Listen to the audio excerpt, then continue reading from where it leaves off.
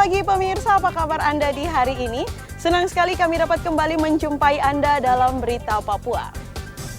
Bersama saya, Cynthia Delima. Kami hadir dengan sejumlah informasi penting dan menarik yang telah berhasil dihimpun oleh tim redaksi. Dan berikut akan kami hadirkan 3 berita utama kami hari ini.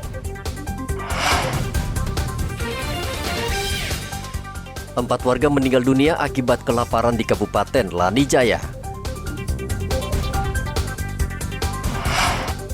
Tabrak trotoar, pengendara sepeda motor di Merauke meninggal dunia.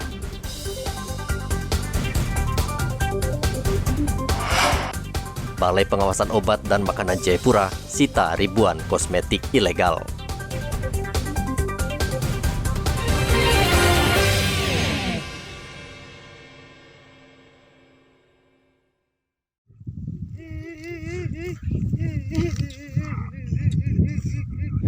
Ratusan warga di distrik Kuyawage, Kabupaten Lanijaya saat ini menderita kelaparan akibat lahan perkebunan mereka gagal panen karena rusak parah tertimpa hujan es.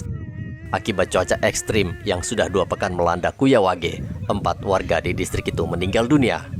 548 warga harus menahan lapar karena tidak bisa memanfaatkan hasil perkebunan mereka yang rusak parah. Kepala BPBD Provinsi Papua, Willem Manderi mengatakan, cuaca ekstrim berupa hujan es terjadi 2 pekan lalu, namun baru dilaporkan 3 hari lalu karena keterbatasan komunikasi dan transportasi. Selain itu, menurut Willem, warga tidak hanya menderita kelaparan, namun juga terserang penyakit sehingga menyebabkan 4 orang meninggal dunia. Kepastian di lapangan seperti apa? Karena data akurat di lapangan itu yang menjadi dasar untuk bagaimana kita memberikan bantuan. Ya, kita harus mengkaji. Tim reaksi cepat akan turun untuk mengkaji itu. Kaji cepat, kerusakannya seperti apa, terus kerugiannya seperti apa, itu yang nanti harus dilihat. Sehingga dari dasar itu untuk bisa menjadi dasar untuk bupati, kalaupun ini meluas, maka akan mengeluarkan status.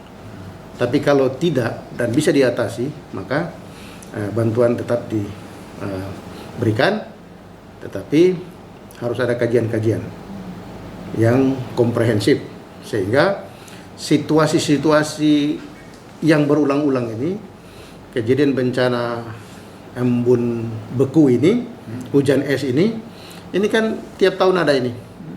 Nah, oleh sebab itu kita harus mengkaji. Kejadian ini, sehingga jangan tiap tahun kita terus berikan bantuan-bantuan, tapi langkah-langkah apa yang harus kita buat ketika terjadi seperti begini. Nah, ini yang harus kita harus kaji, dan ini dari berbagai instansi yang harus kita melihat kondisi ini dan harus mengambil langkah-langkah. Pemerintah Kabupaten Lanijaya sudah mengirim bantuan bahan makanan untuk warga yang terdampak. Distrik Kuyawage merupakan distrik terpencil dan sulit dijangkau, kecuali dengan menggunakan pesawat terbang berbadan kecil. Hendra melaporkan dari Lanijaya, Papua.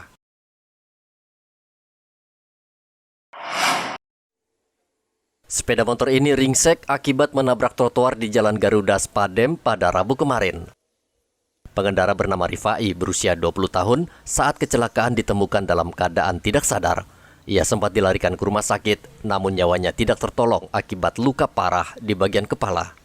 Tanggal 2 Agustus setelah terjadi kecelakaan pukul 23.30 setelah 12 malam, laka tunggal yang dialami oleh remaja usia 20 tahun laki-laki sehingga menyebabkan yang bersangkutan meninggal dunia. Jadi kejadiannya yang bersangkutan dari arah Spadem menuju ke Raya Mandala terus hilang kendali dan menabrak trotoar. Kami Satlantas Polres Merauke menghimbau kepada khususnya kaum muda, remaja maupun yang masih sekolah agar berhati-hati dalam menggunakan kendaraan, melengkapi kendaraan, terus kalau bisa jangan dalam keadaan mabuk ataupun dalam keadaan sehat. Polres Merauke saat ini masih menyelidiki penyebab pasti kecelakaan tunggal ini. Polisi menghimbau pengendara tidak berkendara ugal-ugalan karena dapat membahayakan diri dan pengendara lain. Muhammad Ridwan melaporkan dari Merauke, Papua.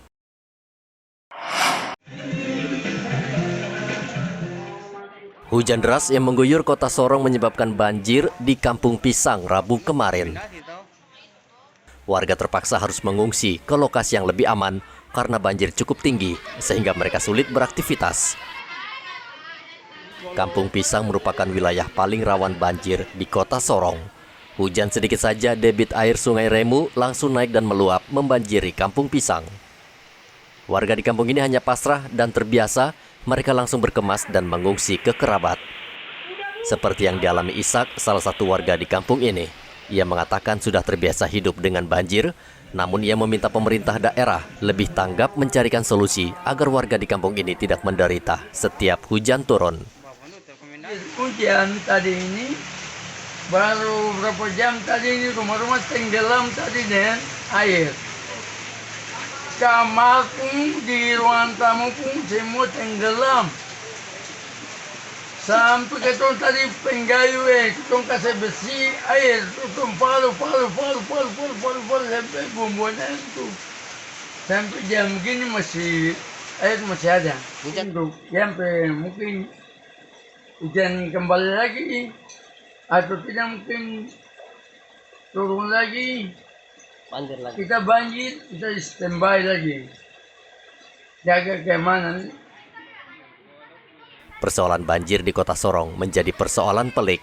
Saat ini masih banyak daerah rawan banjir yang menjadi pekerjaan rumah pemerintah daerah. Sejauh ini Pemda belum mengambil langkah tepat untuk membenahi masalah ini. Di sisi lain, warga masih sering membuang sampah sembarangan, sehingga ketika hujan drainase menjadi tersumbat sampah yang menggunung. Topan melaporkan dari Sorong, Papua Barat. Antrian panjang kendaraan roda 4 di 2 SPBU yang ada di Merauke terus terjadi setiap hari. Gabriel, sopir angkot, sudah antre sejak jam 7 pagi dan baru dapat mengisi BBM jenis Pertalite pada jam 12 siang. Pak Gabriel, ini mau isi apa ini? Ini Pertalite, Pak. Pertalite. Iya, Pak. Dari jam berapa antri, Pak Gabriel? Biasa jam 7, kadang sampai jam 12 kami antri. Oh, sampai berapa jam ya rata-rata? Itu rata-rata menunggu sampai 3-4 jam. 4 jam itu. Biasanya isi berapa liter, Pak? Ya kadang-kadang tergantung, kalau kami sopir begini, Pak, biasa kami isi kadang 50.000. Oh gitu. Setelah itu kami narik, isi lagi, Pak. Nah, kalau antri begini setiap hari antri ya? Setiap hari, Bapak. Nah, kalau antri setiap hari biasanya modelnya seperti ini? Iya, Pak. Tetap antri? Tetap antri. Panjang sampai kadang-kadang sampai 2 kilo. 2 kilo ya panjangnya ya? Iya, Pak. 2 kilo. Pak Heri, ini antri apa ini Pak Heri? Pertalite Pertalite. Pak Heri, dari jam berapa antrinya, Pak? jam 8, Jam 8. Itu kalau jam 8 antri biasanya dapatnya jam berapa, Pak? jam 9. Jam 9. Biasanya Pak Heri isi berapa liter, Pak? Ya seperlunya aja sih saya. Paling ya harga 200.000, 300 paling banyak kita isi. Oh, gitu. Pak Heri kalau mau isi Pertalite pasti ngantri seperti ini, Pak ya? Ya, Pasti ya. ya. Karyawan SPBU Albert mengatakan pasokan BBM jenis Pertalite saat normal bisa mencapai 8 kiloliter per hari. Namun saat ini hanya 3 kiloliter. Jatah dari Pertamina SPBU Avanza ini berapa banyak, Pak Albert? Kalau ini satu hari biasanya 8.000. 8.000. Tapi rutin? Rutin tiap hari 8.000. Biasakan 3 hari. Dalam 3 hari nanti ada 16. 3 hari berikutnya 8.000. Pak, kalau 8.000 KL per hari itu dijualnya berapa jam aja, Pak? Itu paling lama 4,5 jam. Paling lama ya, rata-ratanya 3 jam gitu. 4,5 jam ya, 3 jam ya. Nah, kalau seperti itu, kalau pokoknya habis, lalu gimana? Antri lagi? Ya biasanya doan cari ke tempat yang lain, mungkin masih ada stok. Biasanya antri di SPBU lain. Artinya Pak Albert bahwa stok dari Pertamina untuk suplai ke PSBU ada setiap hari? Setiap hari ada. Setiap hari tetap ada. Cuma terbatas? Hanya terbatas satu hari. Sebelumnya itu biasa dapatnya berapa KL, Pak Albert? Biasanya 16. 16 satu hari? Nah, satu hari 16, nanti hari berikutnya 8. Gitu. Nah, 8.000. Sekarang ini tiap harinya rata-rata cuma berapa? Tiap hari 8.000. 8 saja ya? Ah, Dari 16 KL itu? iya, 8.000. 8.000 liter? Iya, 8.000 liter. Berarti 2 KL? 2 KL ya. 2 KL ya? Kelangkaan BBM jenis Pertalite tak hanya terjadi di Merauke, namun di sejumlah kota di Indonesia. Muhammad Ridwan melaporkan dari Merauke, Papua.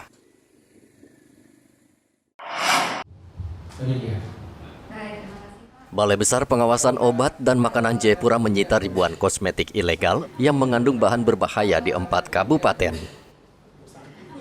Ribuan kosmetik ilegal tersebut nilainya mencapai 146 juta rupiah. Razia dilakukan dalam 2 pekan terakhir dengan melakukan inspeksi mendadak ke sejumlah toko. Dalam sidak tersebut, BPOM Jayapura berhasil menyita 6.354 kosmetik ilegal yang mengandung bahan berbahaya. Kepala BPOM Jayapura Mojaza Sirait menghimbau pedagang agar menjual produk-produk yang terdaftar di BPOM. Produk-produk yang ilegal ini biasanya harganya relatif jauh lebih murah dibanding yang original. Gitu. Jadi kalau ada tawaran-tawaran barang ini dengan merek yang sama, ya ada disparitas harga yang jauh, itu pantas atau wajar untuk dicurigai. Gitu. Jadi kalau ada tawaran-tawaran barang ini dengan merek yang sama, ya ada disparitas harga yang jauh, itu pantas atau wajar untuk dicurigai. Temuan terbanyak kabupaten mana dari? Untuk temuan terbanyak pada kegiatan ini di Kabupaten Biak, ya dengan nilai ekonomi ini 70.570.000 rupiah, cukup banyak ya. Selanjutnya di Kabupaten Nabire 43.360.000. Ya. Bahannya yang berbahaya itu kan salah satu yang paling banyak digunakan adalah merkuri. Ya, dengan klaim sebagai pemutih wajah itu. Ya. Dan ini adalah bahan yang dilarang, ya. Kenapa dilarang? Karena memang berbahaya. Kalau lihat orang yang wajahnya hari ini mungkin putih, kemudian memerah dan kemudian lama-lama menghitam, sementara leher ke bawah berwarna beda, ya kemungkinannya mengandung bahan seperti ini. BPOM mengajak masyarakat agar lebih bijak membeli produk kosmetik atau makanan dengan teliti seperti mengecek kemasan, label, cek izin edar, dan waktu kedaluarsa. Hendra melaporkan dari Kota Jayapura, Papua.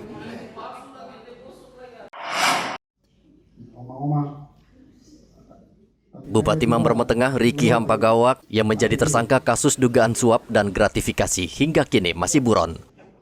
KPK sebelumnya menyebutkan ada tentara yang ikut membantu pelarian Riki hingga ke Papua New Guinea. Komandan Korem 172 Brigjen Jo Sembiring membantah tuduhan tersebut.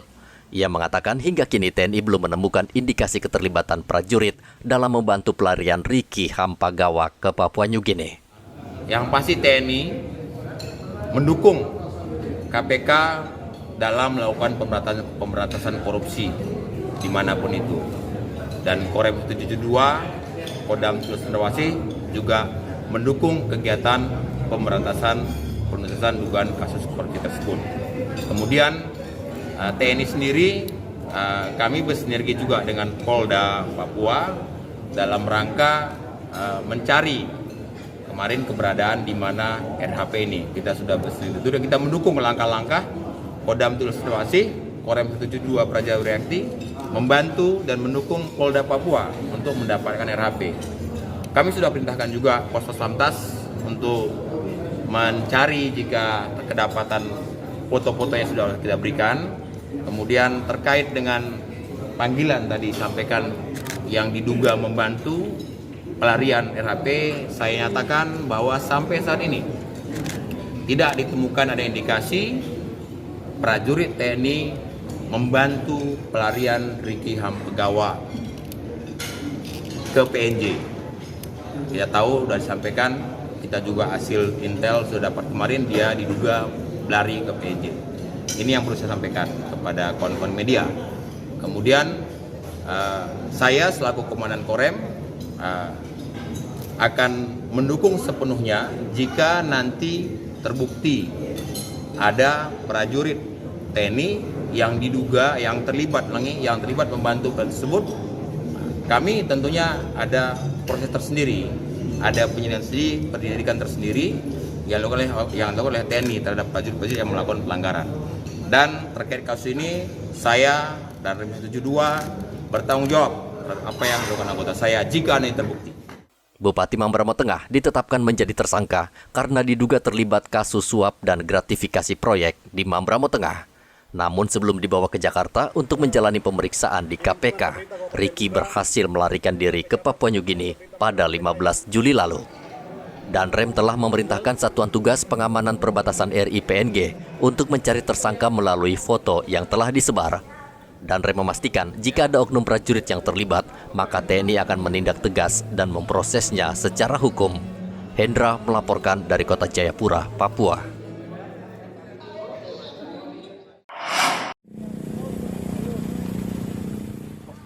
Ada yang berbeda di Kampung Nawaripi. Sekitar 1.000 bendera merah putih menghiasi kampung ini untuk menyambut HUT ke-77 RI. Di antara ribuan bendera tersebut berkibar bendera merah putih yang berukuran raksasa. Warga di kampung itu memang begitu antusias menyambut hari kelahiran Republik Indonesia. Selama 2 hari, warga di kampung ini mengibarkan bendera merah putih di sepanjang jalan poros dan lorong kampung. Pemandangan ini memang langka di tanah Papua, di mana semangat nasionalisme ini tumbuh dari kesadaran warga yang ingin merayakan hari kemerdekaan. Terima kasih untuk Kepala Kampung Nawaripi, Bapak Norman Ditubun, yang dengan semangat merah putih pada tanggal 31 Agustus ini langsung memerah putihkan Nawaripi. Semoga beliau menjadi panutan untuk seluruh kepala kampung dengan stakeholder di seluruh Kabupaten Mimika. Kegiatan pengibaran bendera ini setiap tahun dilakukan warga Nawaripi, sehingga sudah sepatutnya warga di kampung ini berhak mendapatkan kehidupan yang layak dan lebih maju seperti daerah lain di Indonesia. Dari Mimika, Papua, Igobat Momolin melaporkan.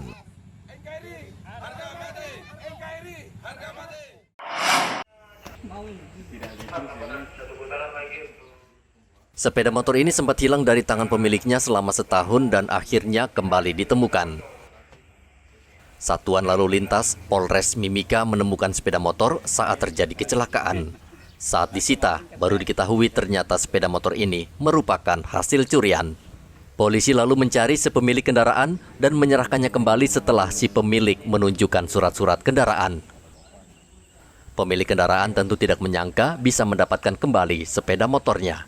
Ia mengucapkan terima kasih kepada polisi yang sudah membantunya. Sesuaikan dengan STNK BPKB namun tidak bisa menunjukkan. Kami cek dari nomor mesin, rangka, terus kita hubungi, ternyata yang punya bapak ini. Dia bawa tunjukkan ini, BPKB-nya, STNK-nya, sesuai dengan motor yang dimaksud. Sekarang kita kembalikan kepada pemiliknya. Sampaikan tunjukkan BPKB dengan STNK, kalau memang pemiliknya kamu, silakan diambil kembali. Tapi sampai sekarang dia tidak pernah datang. Kita hubungi, ya kita kembalikan kepada pemilik aslinya. Kita hubungi dari nomor mesin rangka, ya nomor mesin dengan nomor rangka. Kami hubungi ke Samsat, dia cek, ternyata syukur juga, alhamdulillah, dia punya nomor handphone tidak diganti, jadi kita hubungi. Kendati sudah ditemukan, namun kondisi kendaraan sudah berubah.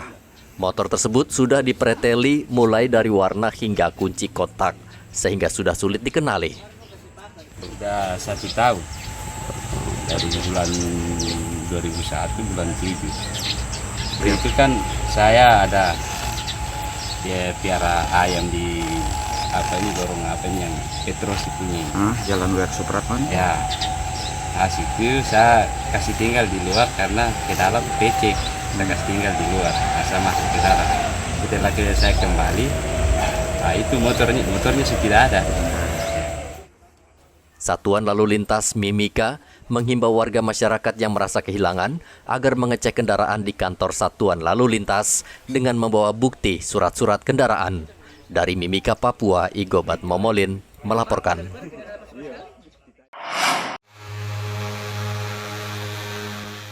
Saat ini kasus DBD di Merauke terus meningkat. Salah satu kawasan yang paling banyak terserang DBD adalah distrik Semangga. Puluhan warga di distrik ini terpapar DBD, namun sejauh ini belum ada pasien yang dilaporkan meninggal dunia. Kadinkes Merauke Dr. Neville Muskita mengatakan pihaknya langsung terjun ke lapangan untuk mencegah agar korban tidak berjatuhan. Salah satunya dengan melakukan fogging atau pengasapan. Kan sudah dilakukan fogging ya, semprotan di... Iya, kita mulai hari ini. Mulai hari ini. Memang hari ini karena hasil pengamatan penyakit dari surveillance kita itu ada peningkatan kasus DBD terutama di wilayah distrik Semanggi. Sehingga sudah kita identifikasi beberapa wilayah yang ada kasus demam dengue atau demam berdarah rendah, sehingga untuk mengendalikan jangan sampai ini makin meluas, kita lakukan fogging. Selain itu kemarin kami dari tim Promkes juga sudah turun ke sana untuk penyuluhan ke masyarakat untuk gerakan PSN ya, pemberantasan sarang nyamuk terkait dengan 3M. Jadi ini harus dikerjakan oleh masyarakat dalam rangka kita kendalikan ini, karena kalau tidak nanti kita takut makin meluas. Ada berapa kasus yang di Semangga, Dok? Kita secara total itu sebenarnya mulai akhir Juni ya. Akhir Juni cuma mereka baru melapor, tapi akhir Juni itu baru 1-2 kasus terlapor. Tapi di bulan Juli ini yang meningkat ya. Di minggu pertama Juli ada 20 kasus dilaporkan, minggu kedua kemarin 12, minggu ketiga ada 12 kasus, kemudian minggu terakhir kemarin ada 19 kasus dilaporkan. Di Semangga ya, Dok ya? Ya. Untuk jumlah banyak kasus itu tidak ada yang meninggal, Dok? Laporan untuk yang meninggal belum ada. Nah, selain Semangga rata-rata di mereka dalam kondisi demam dengue, belum sampai kepada jatuh ke dalam. Selain di Semangga, Dok, ditemukan di... Kalau di distrik Merauke kita ada 5 ya, kelurahan yang teridentifikasi itu satu kasus. Yaitu di Karangindah, kemudian di Muli, di Kamundu, di Maro, ya, dengan di Seringgu. Penyebaran DBD juga sudah mulai merambah ke kota Merauke seperti di Kelurahan Karangindah, Samkai, Maro. Namun jumlah kasus masih terbilang kecil, yakni hanya 2 kasus. Muhammad Ridwan melaporkan dari Merauke, Papua.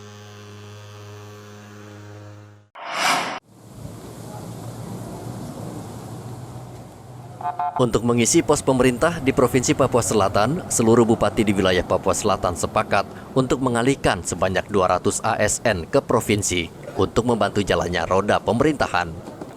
Ketua Tim Pemekaran Daerah Otonomi Baru DOB Papua Selatan Thomas Savanpo mengatakan, jika masih kurang maka Merauke selaku ibu kota provinsi akan membantu menyediakan ASN untuk mengisi pos-pos tertentu. Dalam data yang kami cek, itu Bovendigul yang mendaftar kurang dari 100. Asmat dan Mapi yang sudah mendaftar jumlahnya sama 176. Merauke itu ya sampai sekarang kurang dari 200 juga. Jadi pendaftarannya masih akan diperpanjang. Bovendigul karena baru semalam dilaporkan mereka baru buka pendaftaran 3 hari lalu. Ya lalu yang baru mendaftar mungkin sekitar 22. Itu data sementara yang kami peroleh tadi malam. Ya tapi intinya itu kebutuhan pegawai kita membutuhkan sekitar 1036 pegawai untuk penyelenggaraan pemerintahan, untuk mendukung penyelenggaraan pemerintahan di provinsi baru nanti. Dan sampai dengan hari ini kuota itu belum tercapai. Tetapi para bupati sudah menandatangani kesepakatan tadi dengan Pak Mendagri bahwa itu akan dilengkapi. Kuota 1000 itu akan dilengkapi. Ada pembagian berapa tiap kabupaten, Pak? Diharapkan setiap kabupaten 200. Sisanya mungkin kami serahkan ke Merauke. Provinsi Papua Selatan baru saja terbentuk, namun berbagai persoalan muncul. Salah satunya adalah kebutuhan tenaga kerja atau ASN yang diperlukan untuk menjalankan roda pemerintahan. Pemerintah provinsi membutuhkan sebanyak 1038 ASN untuk mengisi sejumlah pos di pemerintahan, namun hingga saat ini belum mencapai target yang diinginkan. Pemerintah Provinsi Papua Selatan memberikan kesempatan kepada ASN untuk secara sukarela bergabung untuk menjalankan roda pemerintahan di tingkat provinsi. Muhammad Ridwan melaporkan dari Merauke, Papua. Pemirsa, berita yang baru saja Anda saksikan sekaligus menjadi penutup jumpa kita dalam Berita Papua hari ini. Bersama kru yang bertugas, saya Cynthia Delima mengucapkan terima kasih atas perhatian Anda. Kami pamit undur diri, selamat pagi, semangat pagi, Wanyambe.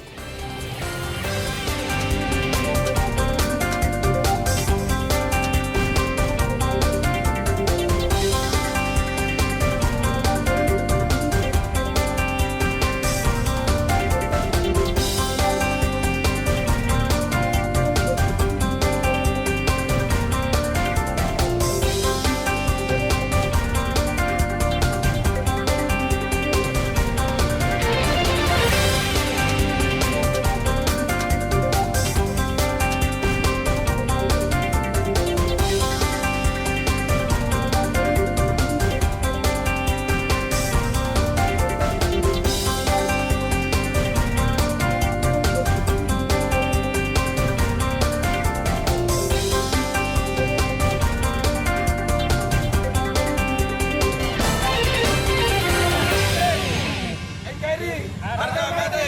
NKRI harga mati. NKRI.